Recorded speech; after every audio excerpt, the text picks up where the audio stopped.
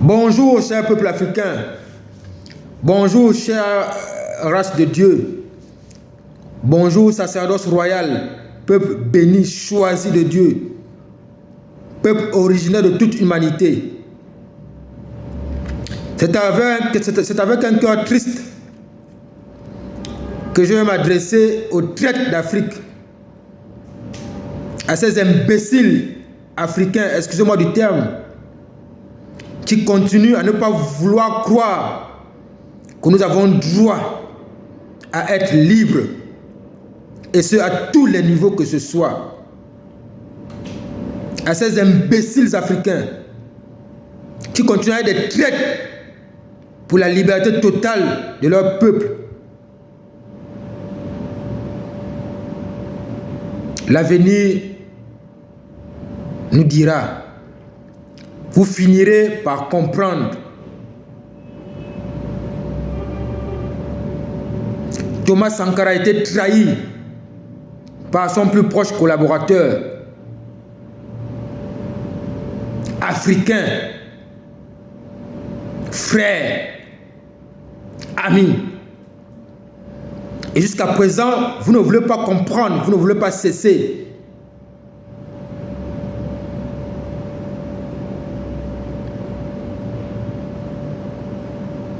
Et cela veut se perpétuer.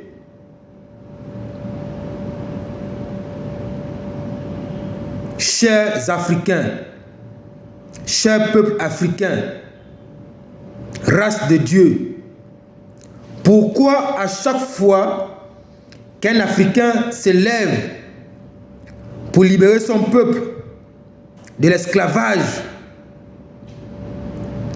pourquoi cet Africain ou ces Africains doivent toujours faire face à leurs frères qui veulent rester dans l'esclavage, car convaincus que le gourou, pour ne pas dire le maître, est bon et bienveillant.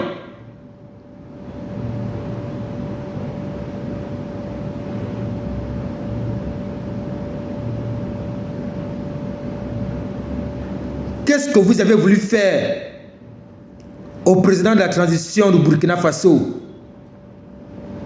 Qu'est-ce que vous projetez faire pour le Mali, pour ces heureux, pour ces héros vaillants africains qui ont compris que pour être libre, il faut que nous-mêmes nous puissions arracher notre propre liberté. Notre liberté ne dépend pas d'un quelconque peuple étranger à nous.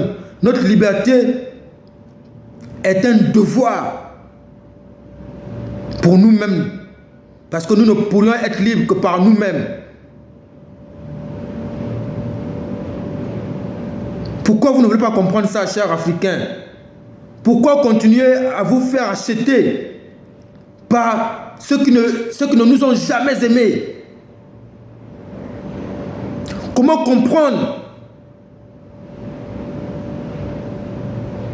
que ce soit nous-mêmes qui serons toujours la racine de tout ce qui nous arrive aujourd'hui? Comment comprendre ça?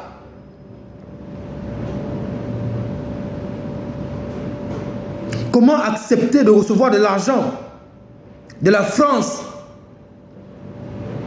pour déstabiliser ton pays? Le Burkina Faso, c'est d'abord ton pays. Le Mali, c'est d'abord ton pays. Le Niger, c'est d'abord ton pays. Le Gabon, c'est d'abord ton pays. Et j'en passe. Vous n'avez aucun droit. Vous n'avez aucun droit de vous mettre à l'encontre de ce qui est en train de se passer pour la liberté de toute l'Afrique. Parce que Dieu et nos ancêtres vous flagelleront. Dieu et nos ancêtres ne permettront pas, autant pour moi, que vous soyez des traîtres, que vous soyez toujours ces hommes-là, de l'homme malveillant, qui ne veulent en aucun cas la liberté de l'Afrique pour des minables sommes d'argent. Nous sommes le continent le plus riche du monde. Nous sommes les pays les plus bénis du monde. 25 milliards, 30 milliards ne pourront jamais suffire pour remplacer ce que nous avons dans nos sols et dans nos sous-sols, pour remplacer les valeureux et dignes hommes que nous sommes. Le sang de Thomas Sankara n'a pas été versé pour rien, rassurez-vous. Oumniobe, etc. Kwame Nkrumah, etc. Leur sang n'a guère été versé pour rien, je vous assure. Rassurez-vous de cela. Le combat aujourd'hui que mène l'urgence panafricaniste, le combat aujourd'hui que mène le grand Kémy Séba et sa team, Nathalie Yam, etc. Ne pensez pas que c'est un combat simple. C'est un combat d'abord spirituel. C'est d'abord un combat de nos ancêtres, de nos aïeux. C'est pourquoi vous ne pourrez pas les atteindre.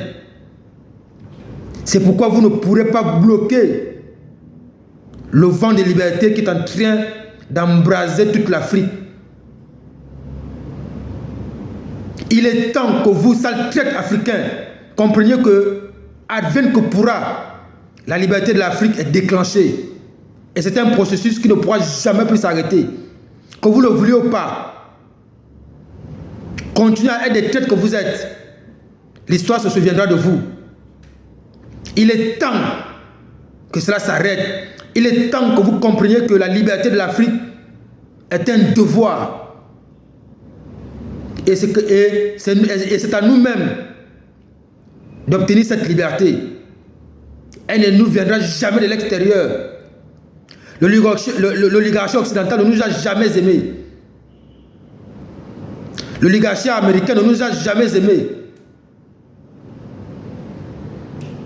C'est à nous-mêmes de nous aimer. C'est à nous-mêmes d'être solidaires. C'est à nous-mêmes de sortir de cet esclavagisme qui a assez duré.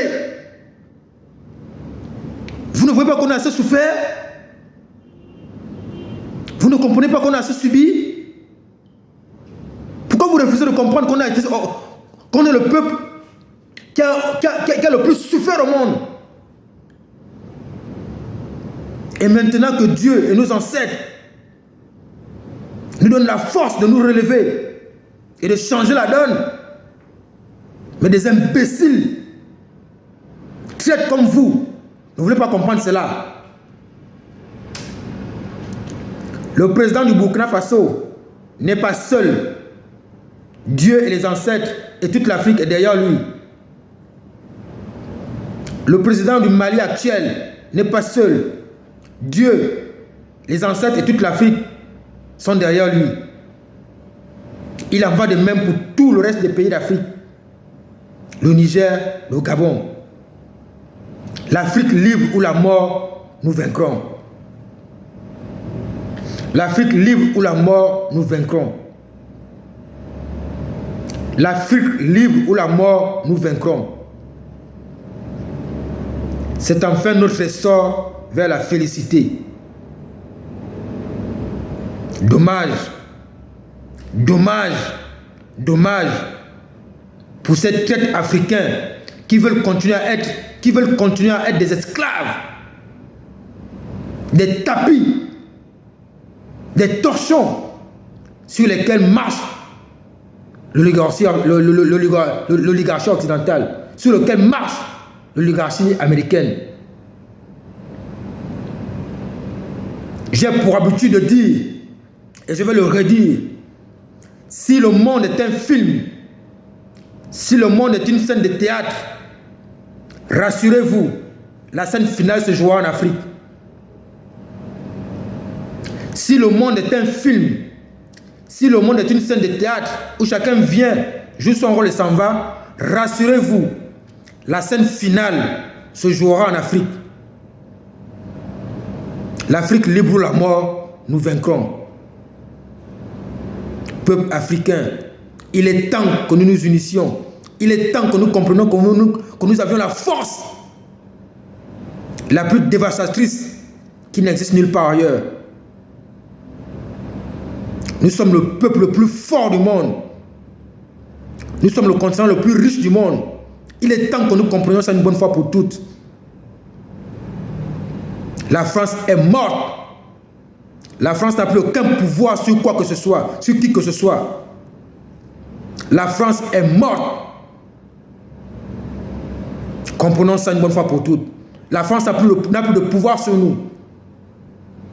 Je vous remercie. Restons concentrés.